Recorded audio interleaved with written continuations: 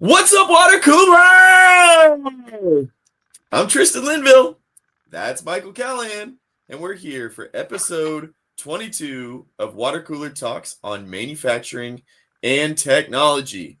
Hello, Michael. How are you? Tristan, there was a day where we could count on our fingers, and then there was a day where we could count on our fingers and toes. And now the day has passed, and we've moved on to better days. We have no indeed. longer count on our digits. But it's a great day. Spring is still fully in bloom. Everything is yellow here in Georgia, so maybe that's not a good thing. But I have a question for you. Yeah, hit me. Why do dogs make such great gardeners?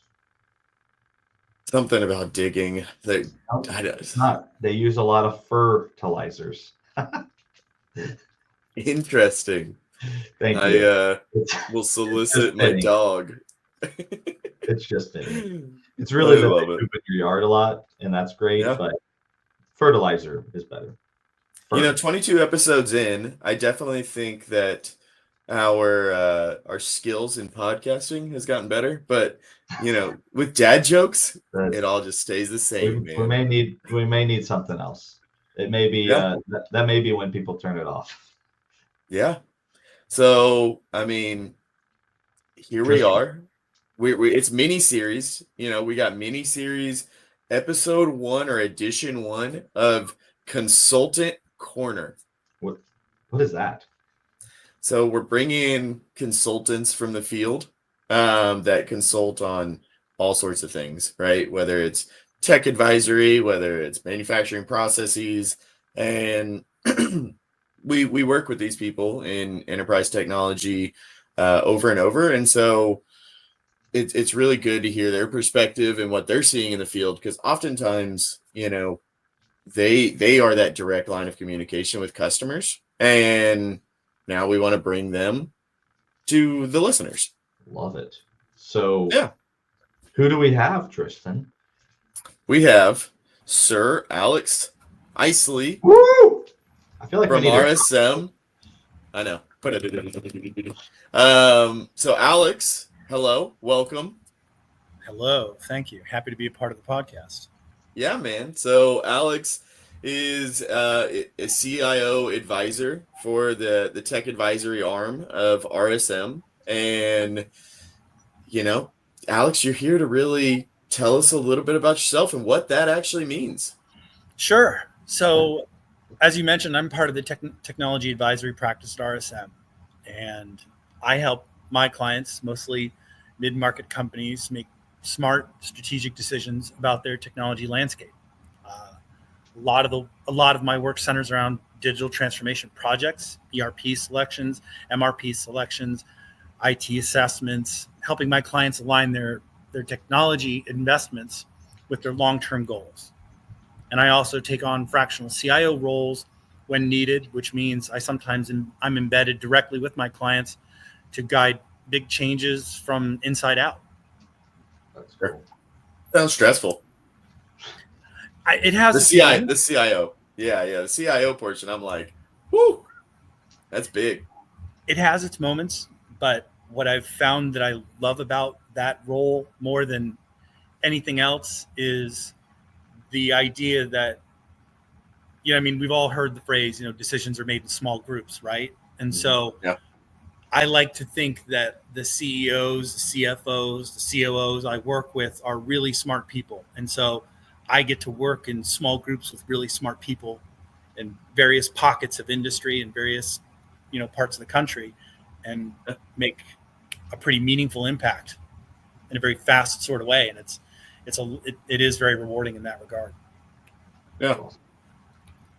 So let's kick it off. I mean, as far as RSM goes, RSM's a very large company, right? Yeah. And we mentioned the tech advisory arm. Let's just kind of like double click into what you guys do for your client base, what kind of different services you guys offer, and then really like, why is that super value for them, undergoing a transformation such as these? Sure. So from a tech advisory perspective, RSM works as a strategic partner, right? So we're helping our clients navigate everything from system selections to process optimization to, developing long-term IT roadmaps for manufacturers and distributors. This is especially valuable because so many are operating in legacy systems that no longer really support the speed or complexity of their supply chains, labor dynamics, or even their own customer expectations. So what we really try to do is we try to help them modernize, not just for the sake of acquiring tech and spending a lot of money and saying, "Ooh, look where we are today," but more to drive real operational value. So increased and better visibility, tighter integration, I think is key, and faster decision making. And more importantly, the ability to really open yourself up or allow yourself up to really scale your business, technologically speaking, in the future. And what I mean by that is we all know about how AI is making a big splash and all the different use cases for it out there right now. And so the question I hear a lot in that regard is, AI is great, but is it necessarily appropriate right now? And so taking it back a second and going, okay, well, maybe it is, maybe it isn't. But regardless of that question, how do we prepare ourselves for it in the future? And that's where making these decisions and leveraging this technology is, I think, of such importance. It's a big deal because I think to exactly what you said, if you make a decision today you want to do AI, it's not a flip the switch approach because it all centers around good data, and good data has data governance, and data governance takes a while. And I have bad stories about data governance from a previous life, but we'll hold those for later. We do have it. Yeah, we do in a few weeks from now.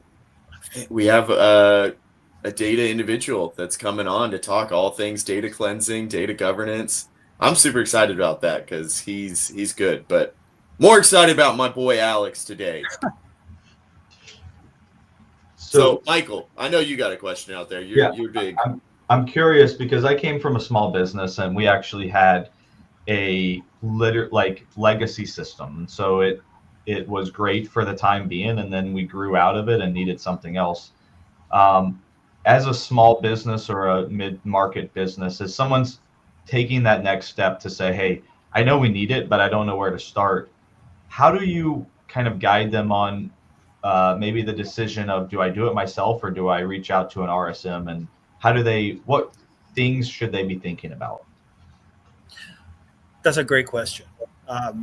Honestly, some companies try to go it alone, and a few pull it off, but in most cases it ends up taking longer, it ends up costing more, or worse yet, even falling short of expectations, right? Mm-hmm. So what we bring at RSM is a mix of real world experience, structure, and speed. And we've done this across dozens of, sometimes hundreds of transformations. So we know what to look out for, whether it's picking the right system, avoiding scope creep, as you see that in projects inevitably, or just aligning stakeholders that have very different priorities. Yeah. A lot of our mid-market companies, they simply don't have the internal bandwidth or the skill set to manage a transformation end to end. Their teams are already stretched, probably running day-to-day operations. That's why a lot of them bring in consultants to begin with, right? Yeah. We come in as an extension to their team. We guide strategy. We help them make informed decisions, database decisions, practical, rational decisions, and we keep the process moving. Another piece that I think is critical here is objectivity. And when you're inside a company, as you guys know, you've probably seen this in some of your own clients, right? It's hard to challenge legacy sort of processes and thinking, or think beyond, the current way of doing things. So what we try to do is help bring that outside perspective. What's working in industry, where they're falling behind. That's good. What good really looks like. Yeah.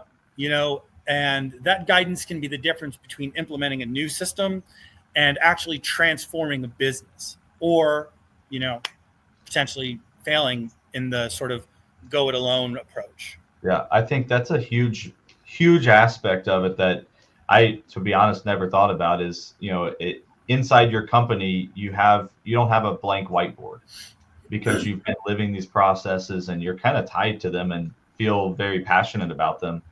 And so having someone come in with a blank whiteboard and say every day is, why do I do it that way? Why do I process a sales order, put a credit, process our credit holds on? Like, why do I do it that way? And having someone with a broader perspective can really provide a ton of value. So that's cool. We do what we can. Yeah.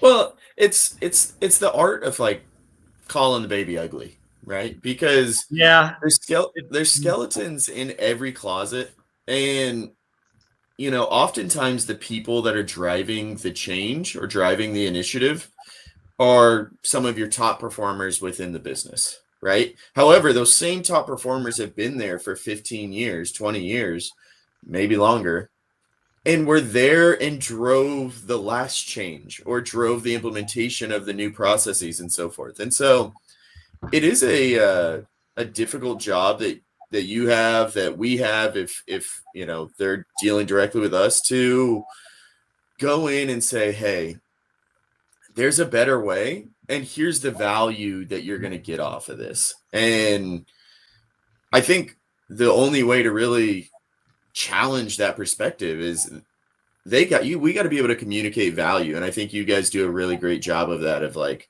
hey, here's the value that you're going to get off of doing this differently for a best business practice. So yeah, at least my experience working with RSM, you guys do a great job of that. So kudos to you guys.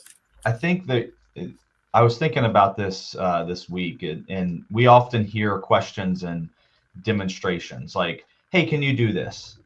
And it's always fun for me because the answer usually is like, yeah, we could. But I think everybody should take a step back when we ask a question and say, like, why do you want to do it that way? And it could be like, that's a great reason, do it. Yeah. But what we often find is, well, we do it that way because this happens before that. And so if we talk about why is that being done, all of a sudden we've identified like, hey, this new system, you don't need to worry about that process because those things are taken care of 3 steps before. Yeah. Yeah. At RSM, we're big on tying digital transformation back to business value, right? Mm-hmm. To your point, Michael, right? It's not all about just throwing tech at a problem. It's about making sure that the technology is solving the right problems in the first place. You know what I mean? We start by getting really clear on our clients' goals, whether it's scaling efficiently, reducing manual work is obviously a big one for a lot of people these days. Improving data visibility is another one, or just preparing for growth, scalability, as I mentioned earlier, right? And then we map out how transformation supports those goals. That could mean process optimization, new system implementation, or just better integration between the tools that you're already using, right? So we help quantify that impact in terms of time savings, reduced error rates, and improve forecasting, or just a better user experience, whether that's internal or external. And I, as a CIO for a company right now, that's kind of big and on my mind. Like, in addition to solving for the business problems themselves, it's also for me about making sure that the user's having a good experience while they're doing it. I'd hate to have my team using tools they hate using. You know what I mean? Yeah. So, or whatever metrics, matter most to that business, right? But we focus on quick wins alongside the long-term roadmap.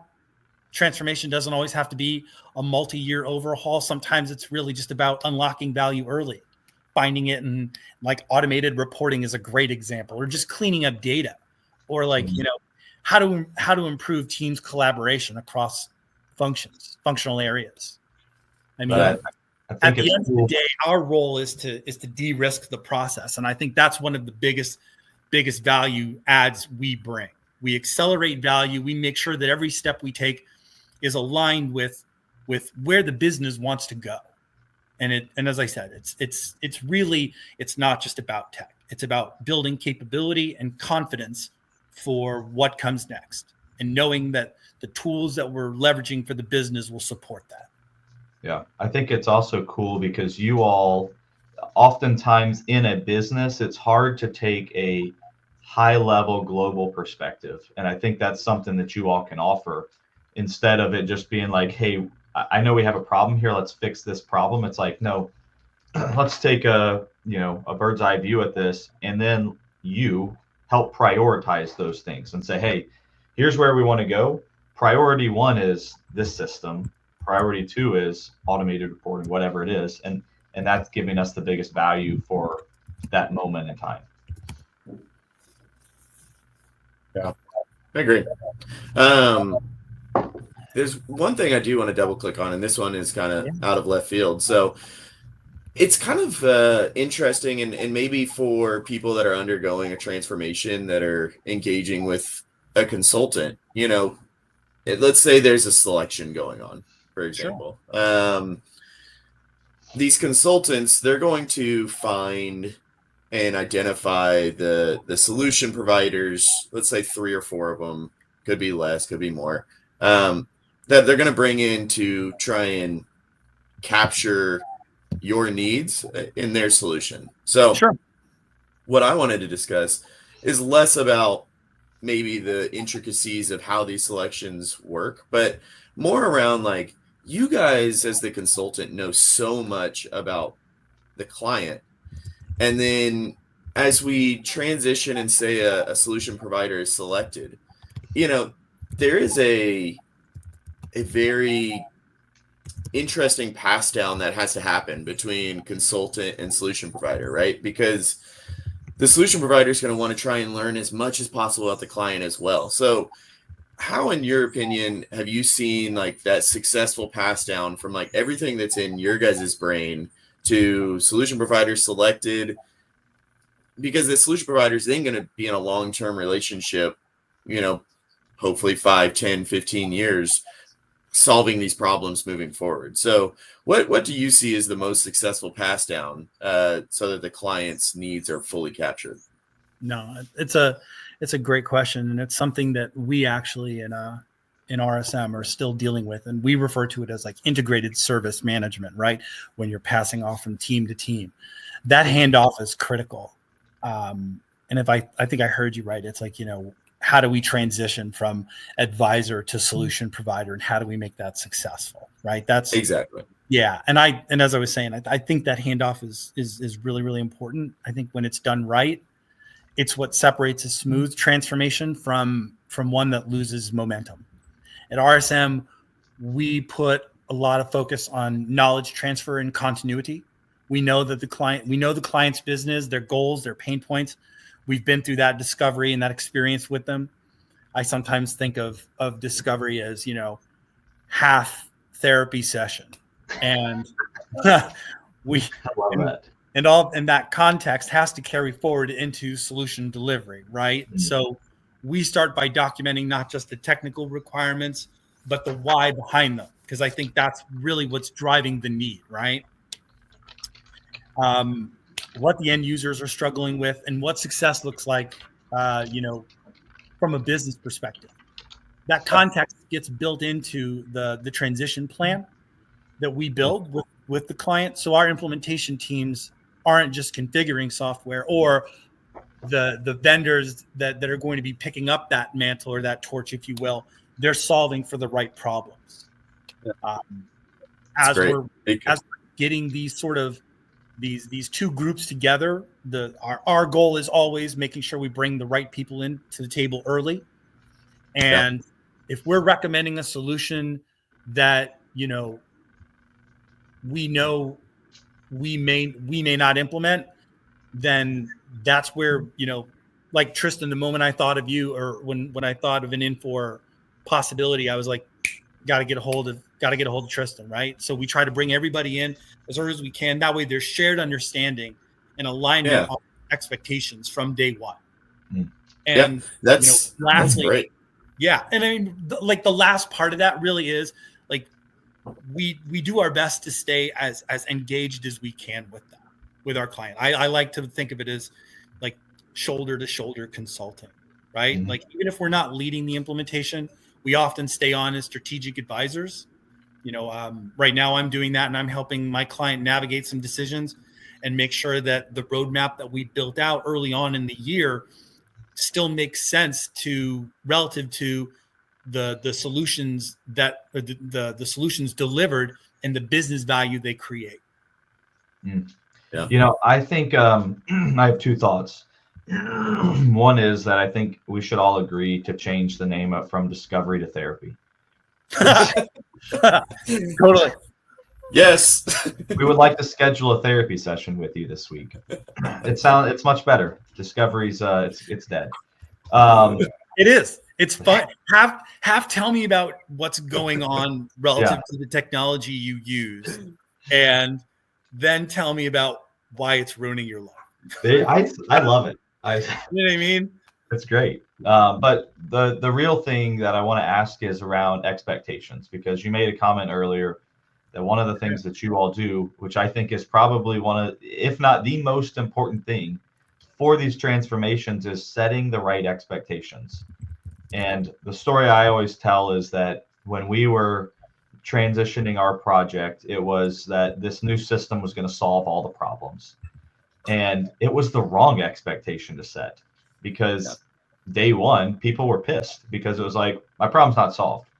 So I think the question I have is, how do you set expectations with your clients, your customers, so that they know what to expect? Sure. So this is really about building trust with your client, right? And managing expectations starts with being honest about scope, timeline, complexity, and what the change might actually feel like, and the cost. I mean, cost is always a driver, right? A big part of our role is helping clients see around the corners, especially if they have never been through a transformation before. We set a realistic path up front, and we stay transparent about how things evolve, how it's looking out on the battlefield, as it were, right? Because there are always twists and turns. One example, I was working with a client who was replacing a legacy ERP under a pretty tight timeline, driven by a transition services agreement, TSA. And early on, we identified key risks: data migration, change management, limited internal bandwidth was a big one. And we made it clear that, a sort of big bang go live just wasn't going to be feasible. And instead, we proposed a phased approach, right, where we prioritized, critical path processes, and built in room for testing and user training.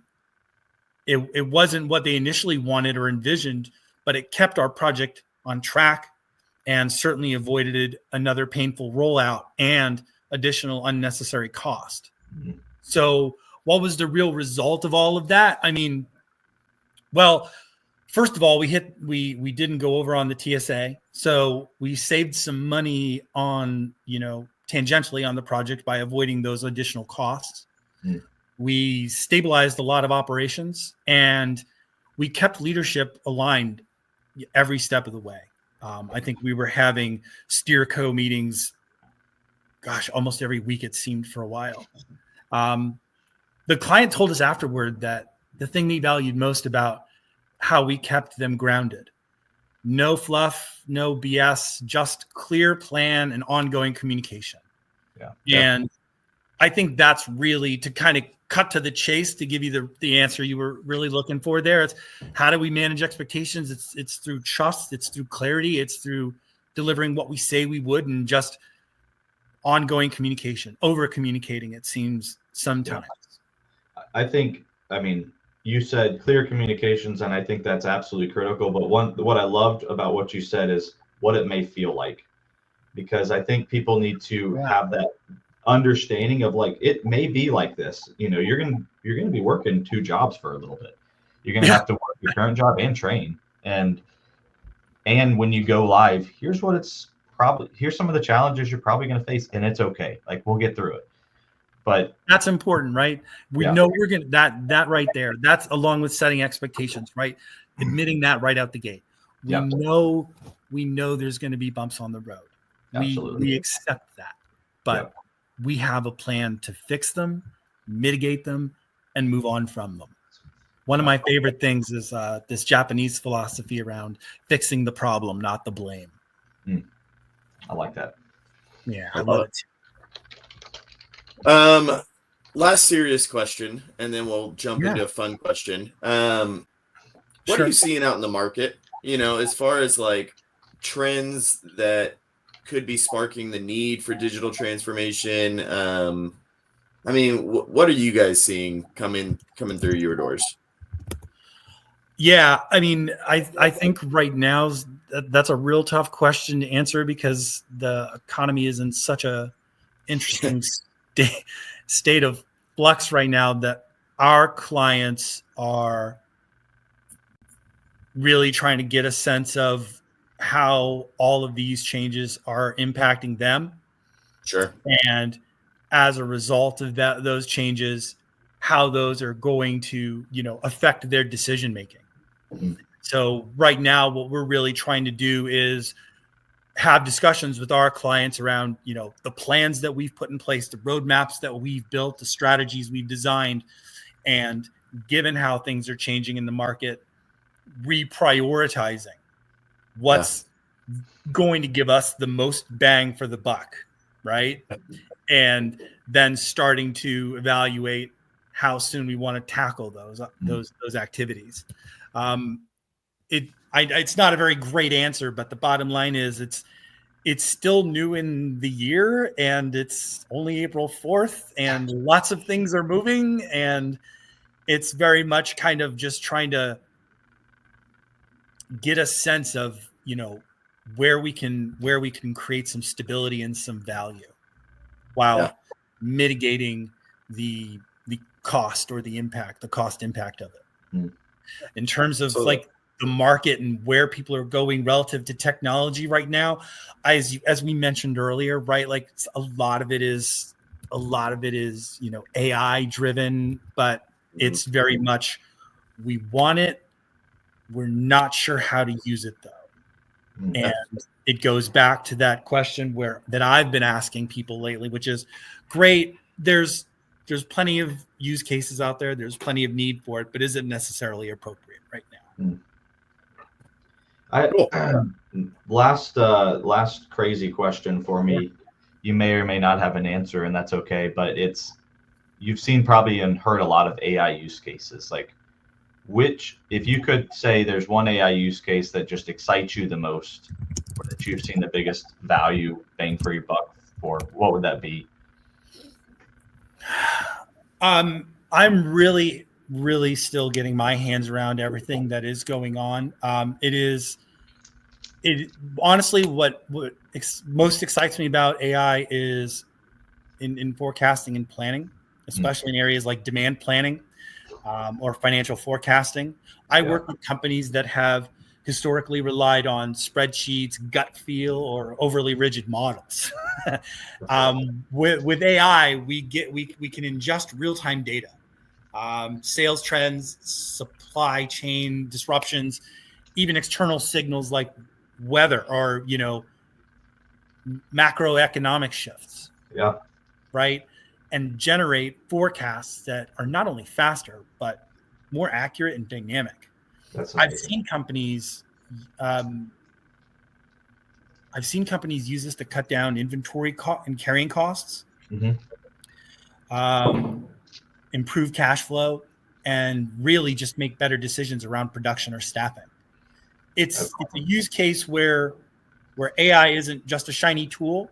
it's directly tied to business outcomes, and it frees up teams to focus on strategy and instead of crunching numbers and the manual sort of processes that in 2025 it just doesn't make sense people are doing anymore. Yeah. It's still early days for some of these tools, but when you get the data and the models right, the results are incredibly powerful. Yeah. The two things I love that you said were essentially live and external. So being able to feed it with external data is super critical, but also that it's live and you're not inputting data into a spreadsheet waiting. I think that is game changing for a lot of companies. When I think of AI, I think of this phrase I heard like a million years ago, the power of now. And when I think of AI, that's what I think of. I think of AI as just being now, being just everywhere and omnipresent and instantly readily available. Imagine where we're going to be in 10 years talking about this. It's going to be nuts. I'm excited for it. Well, what I'm really excited about is your answer to your next question, which will wrap us up, really. Sure. If you had to take a nice ice block and drop it in a nice glass of scotch and have a fireside chat with a historical figure, who are you choosing and why? Oh man, I am going to steal Neil deGrasse Tyson in his response to who he thought was humanity's most incredible intellect. And I would also say that I would also admit I am nowhere near smart enough to have this conversation, but I would still love to have it anyway. And it would be with Isaac Newton. Nice. I mean, the guy invented prisms. He invented forms of mathematics that he used to find in the planets. There's not very many people like that nowadays. I mean, it's just really impressive. So yeah, I'm gonna steal Neil deGrasse Tyson's answer and say Sir Isaac Newton for 100 Alex. I love it. That's a great answer. Well, Alex, we do really appreciate you coming on, kicking off Consultant Corner. I mean, you're our first one, numero uno. And just thanks for coming on. And as always, everybody, drink your H2O and hope you enjoyed the show. Thanks, man. Thanks for being here. Alex. Happy to be here.